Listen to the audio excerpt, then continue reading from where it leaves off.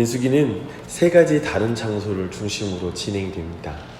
1장부터 10장까지는 시내산에서 이야기가 진행되고요.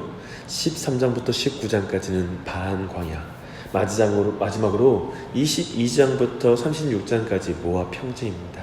중간중간 11장, 12장, 그리고 20장부터 21장 이런 부분이 비는데요. 이 부분은 중간에서 이동하는 이야기들이 들어갑니다. 오늘 우리는 바란 광야에서 있었던 많은 일 가운데 한 장면을 볼 것입니다. 사실 오늘 본문 이전에 여러 일이 있습니다. 우리가 잘 아는 사건인데요. 이스라엘 백성은 바란 광야에서 12정탐꾼을 가나안 땅에 보냅니다. 10정탐꾼은 하나님을 불신하는 보고를 하죠. 즉 자신에게 하나님이 없다라고 생각하고 하나님을 업신여기는 그런 보고를 합니다. 이스라엘 백성 전체가 이 일을 듣고 원망을 하기 시작하고요. 그리고 절망합니다. 그들은 하나님이 약속하신 땅에 들어가기 싫다고 말합니다. 그리고 애굽에 돌아가고 싶다고 말하죠. 그리고 그 일을 인도했던 지도자인 모세를 원망하기 시작합니다. 그래서 하나님이 그 말을 듣고 그대로 응답해 주십니다. 참 무서운 것 같아요.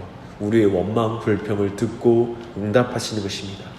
하나님의 땅에 들어가기 싫다고 말하니 그 말대로 그들로 하여금 가나안 땅에 들어가지 못하게 합니다. 그리고 애굽 광야에서 40년 동안 지내면서 결국 그 땅에서 다 쓰러져 갑니다. 이렇게 되자 사람들 중에는 구체적인 반역의 기운이 이제 일어납니다. 16장은 모세와 아론의 사촌지간인 고라가 당을 짓고 회중 가운데 이름 있는 지휘관 250명과 함께 더하여 모세를 향하여 그리고 제사장인 아론을 향하여 도전을 합니다. 그 주장은 매우 세련된 신학으로 포장된 말입니다. 여호와께서 이스라엘 회중 가운데 계시거늘 너희가 어찌하여 여호와의 총회 위에 스스로 높이느냐. 이 말은 하나님 앞에서 모세와 아론과 이스라엘 사람들이 평등하다는 의미에서는 맞는 말 같아요. 그렇죠? 하나님 앞에 모든 사람이 평등합니다. 그러나 모세와 아론이 하나님이 세우셨다라는 측면에서 모세와 아론이 스스로 높였다라는 말은 분명히 틀린 말입니다. 고라의 주장은 모세와 아론이 권력을 남용하고 있다는 거예요. 하지만 하나님은 고라가 그의 분수에 지나치다라고 말하고 계십니다. 즉 고라가 바로 권력을 남용하는 자라고 말하는 것이죠. 그리고 고라는 자신들이 총회, 곧 이스라엘 회중편이라고 말을 해요. 지금 대중이 다수가 자신의 편이고 나도 그들의 편이다 라는 식으로 말하는 것입니다. 아마도 사람들의 인기와 여론을 힘입어서 제사장이 되고 싶어하는 마음이 있었던 것으로 보입니다. 그러나 그들은 하나님 편이 아니었어요. 하나님은 그들이 하나님 편이 아니라고 말하는 거예요. 이런 태도는 오늘날에도 만인 제사장설에 대한 잘못된 오해와 사용으로 아마도 목사 무용론이나 또 직분에 대한 약화를 초래하는 것 같습니다. 그들이 오해하는 것은 하나님이 모세와 아론을 부르셔서 임명하셨다는 사실을 철저히 부정하는 것입니다. 늘 역사적으로 끊임없이 가정 안에서는 아버지, 어머니, 특별히 아버지를 가정의 제사장으로 하나님이 부르시고 세우신 것, 그의 능력과 잘남과 어떤 그런 것과 상관없이 하나님이 불러 세우셨다는 사실을 우리는 주목하죠. 가정뿐만 아니라 국가 그리고 이 세상 모든 영역에서 하나님은 사람을 세우셔서 그분의 통치를 이루어 가신다는 측면에서 모세와 아론을 세우셔서 일하시는 하나님의 통치를 지금 이스라엘 백성이 거부하는 것입니다. 이런 영적인 불만족이 결국 고라와 그 일당에게 불평을 만들고요. 교만함으로 나아가는 결과를 낳게 되는 것입니다. 모세는 이때 자신이 이 문제를 해결할 수 없다는 걸 잘 알고 있어요. 그래서 보니까요. 모세는 기도합니다. 그리고 어떻게 해야 하는지 하나님께 구합니다. 하나님은 결국 누구를 하나님이 택하여 불렀는지 알려주는 방식으로 이 일을 처리하세요.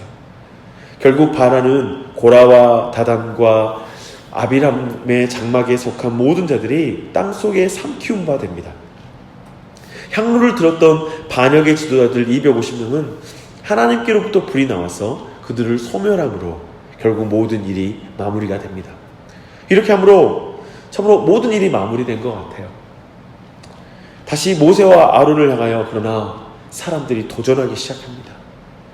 이런 비참한 일이 모세와 아론 때문에 일어났다고 막 불평하기 시작하는 거예요. 결국 그들에게 다시 전염병이 임합니다. 그러나 이때 모세와 아론은 향로를 취해서 하나님과 그 백성 사이에 서는 거예요. 생각해보면 자신들을 향한 권위를 도전했기에 미워 보이지 않겠어요. 그래서 그들을 저주하고 그들의 연병이 그 안에 퍼져 있어도 그 가운데 간섭하지 않을 것 같은데 결국 그렇지 않아요. 그들은 하나님 자신들에게 왜 그 직분을 줬는지 이유를 아는 거예요. 그래서 그들은 중보자의 위치에 섭니다. 이렇게 해서 모세와 아론의 직분이 무엇인지, 그 역할이 무엇인지를 분명하게 우리에게 보여주고 있습니다. 이 16장이 주는 교훈은 무엇입니까? 하나님께서 어떤 사람을 불러 세우신다는 것입니다. 바울 사도와 그래서 성경이 강조하는 게 있어요. 분수를 알고 한계를 넘어서지 않는 신앙의 태도를 요구하는 것입니다. 또한 직분은 또한 권력을 가진 자가 아니라는 걸 말하고 있습니다. 지금 우리가 보았던 고라는 어떻습니까? 바로 제사장이 되고 싶은 거예요. 그리고 제사장이 되게 종교적 권력을 가지고 정치적 권력을 가진 것으로 보이는 거예요. 바로 그 힘을 원한 것입니다. 그런데 사실 성경이 말하는 그 직분은 희생과 섬김의 자리라는 걸 도리어 말하고 있는 걸 보게 됩니다. 그렇게 권력욕을 가지고 직분과 은사를 접근하는 게 참으로 얼마나 어리석고 위험한 것인지를 우리는 성경이 보여주고 있는 걸 분명히 발견합니다. 특별히 은사도 그렇잖아요. 아나니아의 삽비라가 성령의 은사를 곧 돈을 버는 일, 어쩌면 그렇게 권력으로 보니까 결국 돈으로 사려고 하잖아요. 그것처럼 지금 고라와 그 무리들은 정말 그 직분을 자기 스스로가 되기 위해서 회중들의 인기와 인정을 통해 그 자리에 서려고 하는 그런 위험한 일에 시도하게 됩니다. 참으로 어리석은 것입니다. 17장은 계속해서 하나님이 세우신 권위에 도전했던 그 도전을 계속 다룹니다. 이제 12지파의 족장에게 각각 자기 지팡이의 이름을 써서 그것들을 증거교회 앞에 두라고 지시하십니다. 레위 지파 대표는 아론이에요. 분명한 의도가 있어 보이죠. 아론의 제사장 지위에 도전한 부분에 대한 재확인이자 아론의 자손을 제사장으로 택했음을 분명히 하고 있는 것입니다.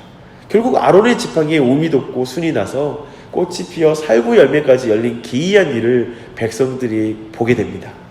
참으로 하나님은 아론의 직분이 사람에게 의해서 생긴 게 아니다 라는 걸 보여주고 하나님으로부터 나온 것인 것을 분명히 드러내십니다. 그래서 사람들이 인간 지도자들에 대한 원망을 더 이상 하지 못하도록 확증하기 위해서 이 표징을 주시는 것입니다. 5절을 보십시오. 내가 택한 자의 지팡이는 싹이 나리니 이것으로 이스라엘 자손이 너희에게 대하여 원망하는 말을 내 앞에서 그치게 하리라. 그리고 패역한 자의 표징을 세우고자 하셨다라고 10절에서 말하고 있습니다. 여호와께서 또 모세에게 이르시되 아론의 지팡이는 증거궤 앞으로 도로 가져다가 거기 간직하여 반역한 자에 대한 표징이 되게 하여 그들로 내게 대한 원망을 그치고 죽지 않게 할지니라. 그렇게 해서 인간 지도자들에 대한 원망을 그쳐 죽지 않게 하신 것입니다. 참으로 인간 지도자들에 대한 원망은 궁극적으로 그 권위를 주신 하나님에 대한 원망이기 때문에 그렇습니다. 그러자 이스라엘의 반응은 어떤가요? 12절로 13절입니다. 이스라엘 자손이 모세에게 말하여 이르되 보소서 우리가 죽게 되었나이다. 망하게 되었나이다. 다 망하게 되었나이다. 가까이 나아가는 자 곧 여호와의 성막에 가까이 나아가는 자마다 다 죽사오니 우리가 다 망하여야 하리이까. 이제 그들은 자신들을 압도하는 두려움으로 인해서 모세에게 달려온 거예요. 이제 그들 안에 하나님의 거룩하심에 대한 두려움이 임한 것입니다. 그래서 이제 모세와 아론의 도움이 필요하게 된 거예요. 로마서에서도 사도 바울은 모든 권위가 하나님께로부터 나온다고 말씀하고 있습니다. 이 사실을 기억하면 우리가 세상에서 그리고 가정에서 교회에서 이 세상의 모든 관계에서 사랑과 하나님 앞에 원망과 불평으로 나아가기보다 오히려 하나님께 간구하며 나아가야 될 이유를 발견하게 됩니다. 이제 18장은 제사장과 레위인의 직무를 다뤄요. 사실 우리는 16장에서도 우리는 이미 많은 사람이 죽는 것을 봤습니다. 거룩하신 하나님 앞에 죄인들의 비참한 형편을 본 거예요. 하나님께 그냥 가까이 나아갈 수 있어. 하나님이 세우신 자를 통해서가 아니라 그저 내가 나아가면 가까이 만날 수 있어 라고 쉽게 생각했던 그 생각 가운데 나아가던 자들이 하나님께 가까이 나가자 다 죽게 되었거든요. 그래서 18장의 내용은 더욱 부각되는 거예요. 참으로 제사장과 레위인의 직무가 필요하다고 깨닫게 된 것입니다. 그들의 죄에 대해 책임을 져주는 자, 그들의 죄를 담당하는 자가 너무 필요한 거예요. 그들에게는 너무나 엄격한 높은 기준이 요구되는 것을 또한 성경은 보여주고 있습니다. 제사장은 그리고 레위인은 되게 높은 기준이 요구되는 자들이에요. 하나님의 의도가 보이십니까? 사람들은 제사장과 레위인과 우리가 별반 다를 것이 없다고 말하죠. 아까 말한 것처럼 평등하다는 지점에서 분명히 사실이에요. 그러나 또한 그들이 볼 때는 앞에 서서 지도력을 발휘하는 자들의 위치를 사람들은 다들 원해요. 그것이 힘으로 보이거든요. 사실 그러나 그것이 얼마나 위험하고 고통스러운 이 일인지를 분명히 16장, 17장에서 보여주고 있는 것입니다. 그리고 그 높은 기준이 요구되고 또한 희생이 요구되는 자리라는 걸, 그래서 다른 직분의 모습을 보여주고 있어요. 더하여 백성의 죄의 책임을 묻는 자리라는 사실을 또한 보여주면서 이 제사장과 레위인의 위치를 분명히 확인시켜주고 있습니다. 그리고 그들은 레위인의 협력을 통해서 또한 사역할 수 있다는 걸 또 알려주고 있어요. 무슨 말입니까? 레위인의 가치를 또 말해주는 거예요. 사람들은 어떠한 위치에 있는 직분자를 보면서 그걸 부러워하지만 사실 자신들이 얼마나 가치 있는 위치인지 그리고 귀한 위치인지를 모르니까 갑자기 자신의 것은 작아 보이고 남들의 것이 좋아 보이거든요. 이제 그렇지 않다라는 걸 지금 말해주는 것입니다. 그리고 그런 의미에서 레위인들은 제사장의 아랫사람이나 종이 아니라 성경은 말해요. 선물이라고 말하고 있습니다. 사실 이게 얼마나 아름다운 표현입니까? 교회도 마찬가지예요. 목사도 장로도 교사도 모든 직분자들이 서로 높고 낮은이 아니에요. 어떤 것은 귀하고 어떤 것은 천한 게 아니에요. 모두 귀하고 아름다운 선물이에요. 그래서 서로를 협력하는 거예요. 서로가 협력하여서 주의 일을 감당하는 거예요. 그래서 18장의 이 가르침은 신약 성경이 가르치는 은사와 그 사용과도 밀접하게 동일하게 말하고 있다는 걸 우리는 보게 됩니다.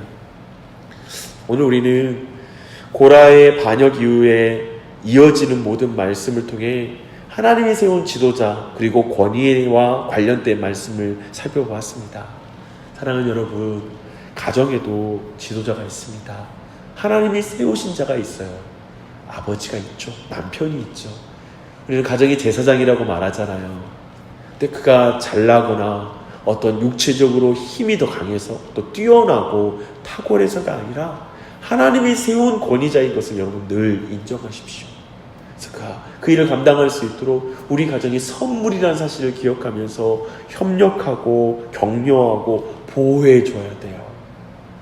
어쩌면 지난 주일 말씀처럼 다시 한번 영적인 그 위치, 그저 육적인 보호와 인도와 그리고 공급만 하는 게 아니라 영적인 공급과 보호와 인도를 하기 위해서 영적 제사장으로 일어날 때 우리가 그것을 비웃어서는 안 돼요. 격려하고 지지하고 보호해 줘야 되는 줄 믿습니다. 또한 가정뿐만 아니라 그리고 교회 안에서도 지도자가 있죠. 그리고 여러분의 직장 안에서도 지도자가 있을 거예요. 각자 모든 위에 있는 권세가 하나님이 세우신 자들이니까요. 항상 그들을 보호해 주십시오. 협력하십시오. 그리고 격려하십시오. 그것을 통하여서 하나님의 선이 이루어지는 것입니다. 그리고 또한 우리가 그런 위치에 있는 자들이라면 그런 어떤 하나님이 주신 직분자의 위치에 있다면 우리에게 주어지는 하나님의 그 위치와 직분과 그 힘은 다른 사람을 누르는 것에 사용하는 것이 아닙니다. 그래서 그리스도처럼 희생하는 자리에 서는 거예요. 어떤 의미에서 그리스도께서 하나님과 죄인들 사이에 중보자가 되신 것처럼, 유일한 중보자이신 것처럼 그리스도인은 세상과 하나님 사이에 우리가 중보적 위치 그리고 돕는 자의 위치에 서야 된다는 사실을 기억하십시오. 희생하는 자리에 우리가 서는 거예요. 그래서 어떤 그 직분의 자리는 사실은 모든 사람이 하기 싫어하는 좁은 길을 걷는 자가 되는 줄 믿습니다. 그러한 일을 감당함으로 이 시대에 우리 가정이, 교회가 그리고 우리 각자의 직장에서의 삶이 하나님의 아름다운 덕을 선전하는 그러한 자리로 나아갔으면 좋겠습니다. 함께 기도하겠습니다.